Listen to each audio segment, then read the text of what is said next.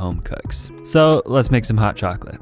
Now this is going to be the first video in a new series that I'm starting on this channel, where in each video I'll make two versions of a recipe. One that's designed to be quick and easy while sacrificing as little flavor as possible, followed by one slightly more advanced version for anyone that doesn't mind putting in a bit of extra effort for an even better result. Because I think a lot of people assume that in order to be a great cook, you need to use all of these advanced techniques and fancy ingredients, so I want to show that you can still make great food with pretty minimal effort. So as I've already mentioned, we're going to start this series off with hot chocolate, and this first recipe here is just going to be a basic homemade hot chocolate, essentially meant to replace your typical powdered mix. And I really think that more people should be making their own hot chocolate. It's actually super quick and not that much harder to make than instant hot chocolate, but it's so much richer and more flavorful.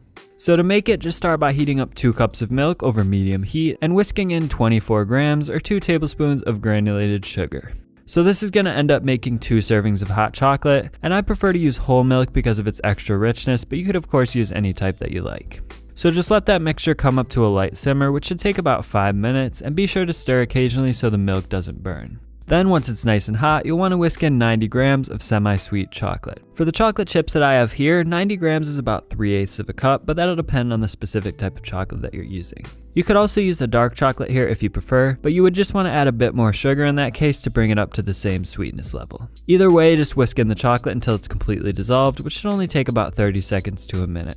Then finally whisk in 8 grams or about 1.5 tablespoons of unsweetened cocoa powder, which is really going to give it that distinct hot chocolatey flavor. And that's all there is to it. It's that easy to make a homemade hot chocolate completely from scratch, and it's going to be so much tastier than any instant hot chocolate mix.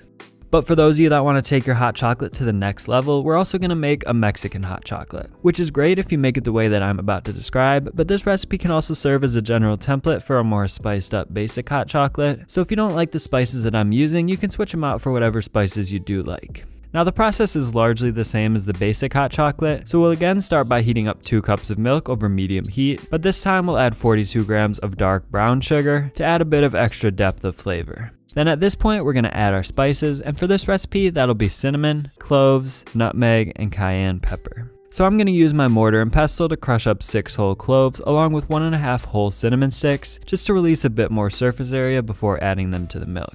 They're going to get strained out at the end, so don't worry about crushing them down super finely. Then I'll add about 1/4 nut of freshly grated nutmeg, which would be about 1/4 teaspoon if you're using pre-ground nutmeg, along with 1/8 teaspoon of cayenne pepper. But as I said, you can customize this however you like, so for example it would also be great with about 1/8 teaspoon of allspice in place of the nutmeg, or you could leave out the cayenne if you don't like the combination of chocolate and chili pepper, and so on.